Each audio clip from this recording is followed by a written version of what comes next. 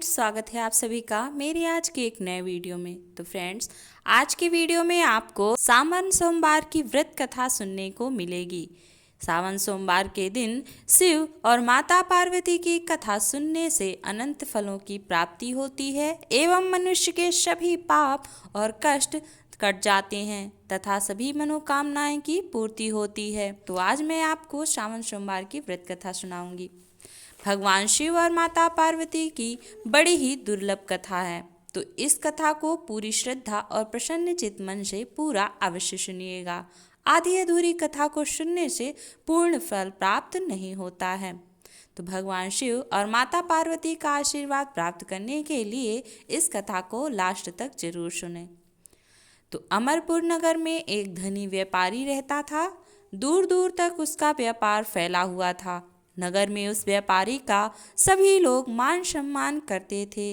इतना सब कुछ होने पर भी वह व्यापारी अंतर मन से बहुत दुखी था, क्योंकि उस व्यापारी का कोई पुत्र नहीं था।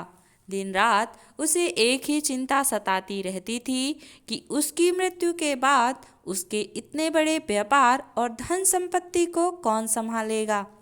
पुत्र पाने की इच्छा से वह व्यापारी प्रत्येक सोमवार भगवान शिव की व्रत पूजा किया करता था। सायंकाल को व्यापारी शिव मंदिर में जाकर भगवान शिव के सामने घी का दीपक जलाया करता था। उस व्यापारी की भक्ति को देखकर एक दिन देवी पार्वती ने भगवान शिव से कहा, हे प्राणनाथ, यह व्यापारी आपका सच्चा भक्त है। कितने दिनों से यह सोमवार का व्रत और पूजा नियमित कर रहा है। भगवान आप इस व्यापारी की मनोकामना अवश्य पूर्ण करें। भगवान शिव ने मुस्कुराते हुए कहा, हे पार्वती, इस संसार में सबको उसके कर्म के अनुसार फल की प्राप्ति होती है। प्राणी जैसा कर्म करते हैं उसे वैसा ही फल प्राप्त होता है। इसके बावजूद पार्वती जी नहीं मानी। उन्होंने आग्रह करते हुए कहा, नहीं प्राणनाथ, आपको इस व्यापारी की इच्छा पूरी करनी ही पड़ेगी। यह आपका अनन्य भक्त है। प्रत्येक सोमवार आपका विधिवत व्रत करता है और पूजा अर्चना के बाद आपको भोग लगाकर एक समय भोजन ग्रहण करता है। आपको इसे पुत्र प्राप्ति का वरदान देना ही होगा। पार्वती का इतना आग्रह देखकर भगवान शिव ने कहा, तुम्हारे आग्रह पर मैं इस व्यापारी को पुत्र प्राप्ति का वरदान देता हूँ, लेकिन इसका पुत्र 16 वर्ष से अधिक जीवित नहीं रहेगा। उसी रात भगवान शिव ने स्वप्न में उस व्यापारी को दर्शन देकर उसे पुत्र प्राप्ति का वरदान दिया और उसके पुत्र के 16 वर्ष तक जीवित रहने की बात भी बताई। भगवान के वरदान से व्यापारी को खुशी तो हुई, लेकिन पुत्र की अल्पायु की चिंता ने उसकी खुशी को नष्ट कर दिया। व्यापारी पहले की तरह सोमवार का विधिवत व्रत करता रहा। कुछ महीने पश्चात उसके घर अति सुंदर पुत्र उत्पन्न हुआ। पुत्र जन्म से व्यापारी के घर में खुशियां भर गईं। बहुत धूमधाम से पुत्र जन्म का समारोह मनाया गया। व्यापारी को पुत्र जन्म की अधिक खुशी नहीं हुई, क्योंकि उसे पुत्र की अल्पायु के रहस्य का पता था। यह रहस्य घर में किसी को नहीं मालूम था। विद्यमान ब्राह्मणों ने उस पुत्र का नाम हरि रखा। जब हरि 12 वर्ष का हुआ तो शिक्षा के लिए उसे वाराणसी भेजने का निश्चय हुआ। व्यापारी ने हरि के मामा को बुलाया और कहा कि हरि को शिक्षा प्राप्त करने के लिए वाराणसी छोड़ आओ। हरि अपने मामा के साथ शिक्षा प्राप्त करने के लिए चल दिया। रास्ते में जहाँ भी हरि और उसके मामा रात्रि विश्राम के लिए ठहरते, वहीं यज्ञ करते और ब्राह्मणों को भोजन कराते थे। लंबी यात्रा के बाद हरि और उसके मामा एक नगर में पहुँचे। उस नगर के राजा की कन्या के विवाह की खुशी में पूरे नगर को सजाया गया था। निश्चित समय पर बारात आ गई, लेकिन वर का पिता अपने बेटे के एक आंख से काने होने के कारण बहुत चिंतित था। उसे इस बात का भय सता रहा था कि राजा को इस बात का पता चलने पर कहीं वह विवाह से इनकार ना कर दे, इससे उसकी बदनामी होगी। वर के पिता ने हरि को देखा तो उसके मस्तिष्क में एक विचार आया। उसने सोचा, क्यों ना इस लड़के को दूल्हा बनाकर राजकुमारी से विवाह करा दूं। विवाह के बाद इसको धन देकर विदा कर दूंगा और राजकुमारी को अपने नगर में ले जाऊंगा। वर के पिता ने इसी संबंध में हरि और उसके मामा से बात की। हरि के मामा ने धन मिलने के लालच में वर के पिता की बात स्वीकार कर ली। हरि को दूल्हे के वस्त्र पहनाकर राजकुमारी चंद्रिका से विवाह करा दिया गया। राजा ने बहुत सा धन देकर राजकुमारी को विदा किया। हरि जब लौट रहा था तो सच नहीं छिपा सका और उसने राजकुमार की ओढ़नी पर लिख दिया, राजकुमारी चंद्रिका, तुम्हारा विवाह तो मेरे साथ हुआ था, मैं तो वाराणसी में शिक्षा प्राप्त करने जा रहा हूँ। अब तुम्हें जिस नवयुवक की पत्नी बनना पड़ेगा वह एक आंख से काना है। जब राजकुमारी ने अपनी ओढ़नी पर लिखा हुआ पढ़ा तो उसने काने लड़के के साथ जाने से इनकार कर दिया। राजा ने सब बातें जानकर राजकुमारी को महल में रख लिया। उधर हरि अपने मामा के साथ वाराणसी पहुंच गया। हरि ने गुरुकुल में पढ़ना शुरू कर दिया। जब हरि की आयु 16 वर्ष पूरी हुई तो उसने एक यज्ञ किया। यज्ञ की समाप्ति पर ब्राह्मणों को भोजन कराया और खूब अन्न वस्त्र दान किए। रात को अमर अपने शयन कक्ष में सो गया।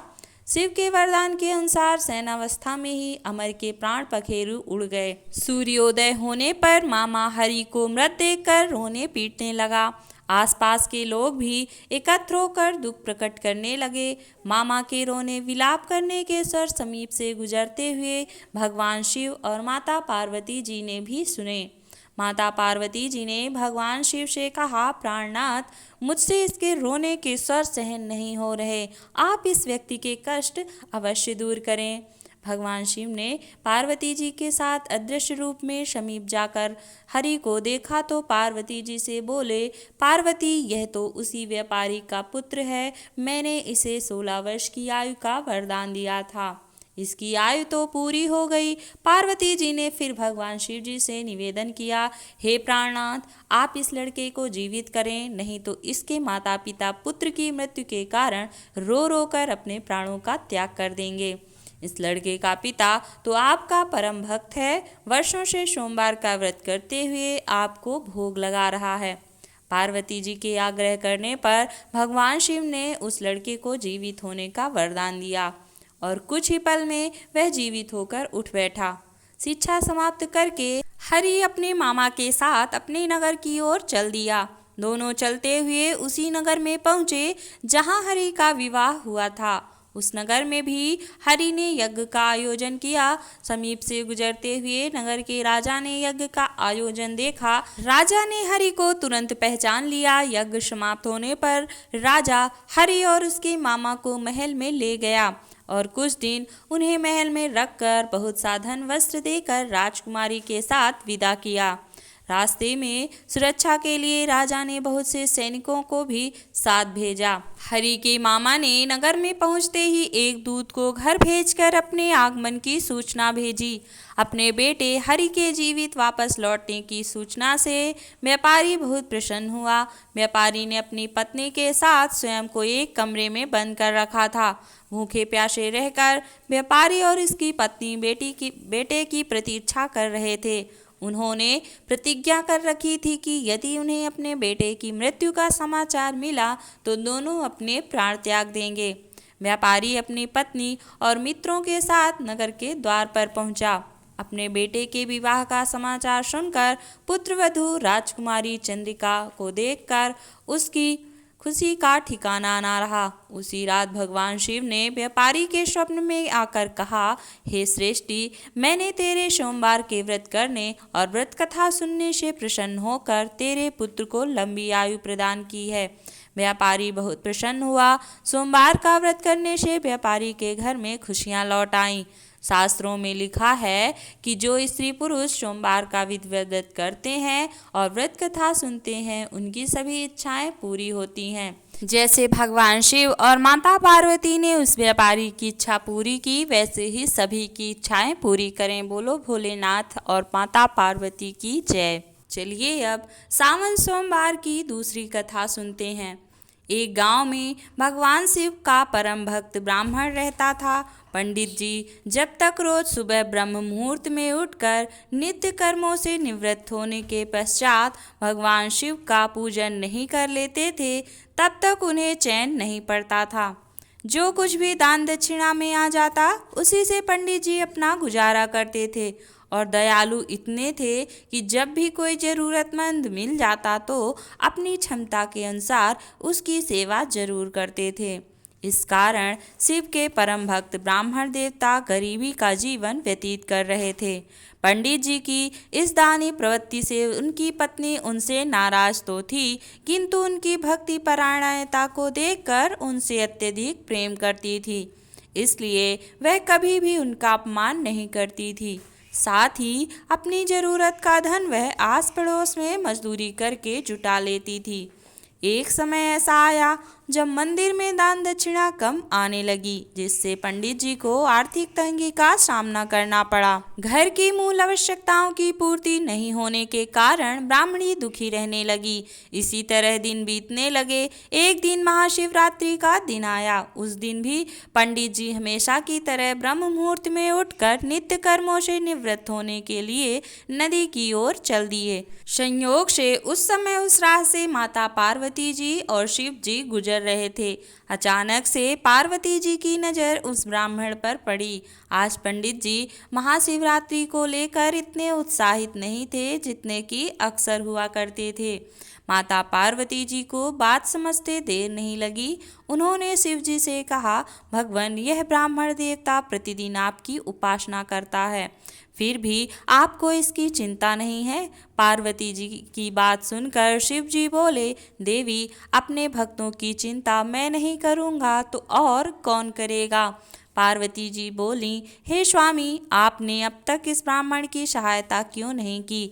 तब शिव जी बोले, देवी, आप निश्चिंत रहिए, अब तक उसने जितने बिल्व पत्र शिवलिंग पर चढ़ाए हैं वही बिल्व पत्र आज रात्रि में उसे धनपति बना देंगे।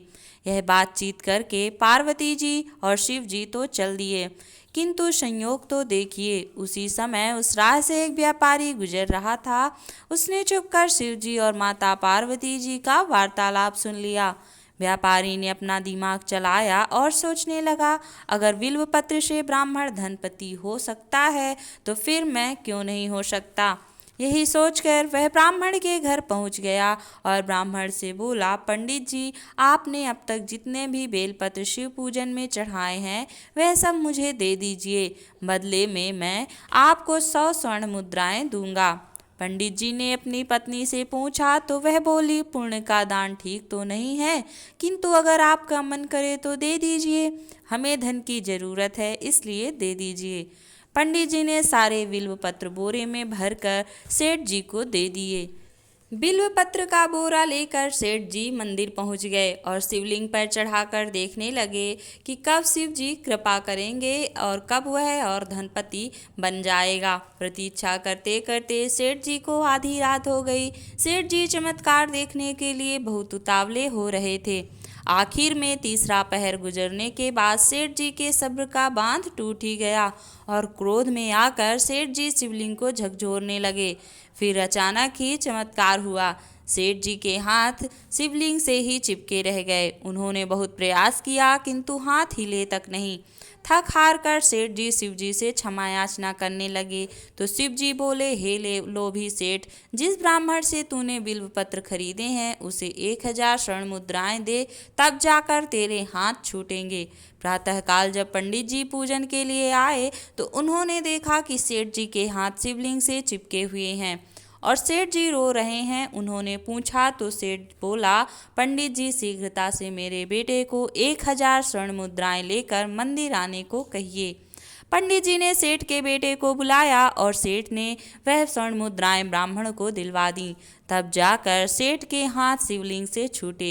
यह देखकर पार्वती जी शिव जी से पूछती हैं, हे नाथ, आपने अब तक अपने भक्त को कोई धन नहीं दिया। शिव जी बोले, देवी, मेरे पास कहाँ धन है जो मैं दूंगा, किंतु मेरा भक्त अब गरीब नहीं है, यह तुम स्वयं देख लो। जैसी कृपा भगवान शिव और माता पार्वती जी ने उस ब्राह्मण पर की, ऐसी ही कृपा भगवान हम सब पर करें। बोलिए भोलेनाथ और माता पार्वती की जय।